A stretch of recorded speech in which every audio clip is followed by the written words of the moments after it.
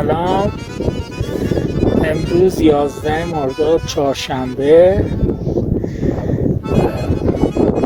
سپیده صبح از آلوارس یار جنوب شرقی سبلان حرکت کردم.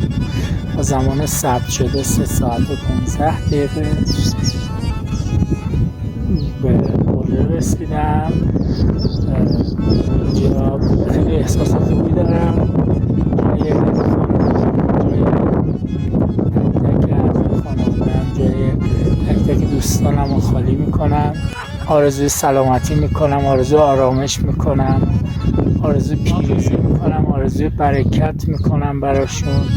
آرزو میکنم که همیشه در زندگی چه که دلشون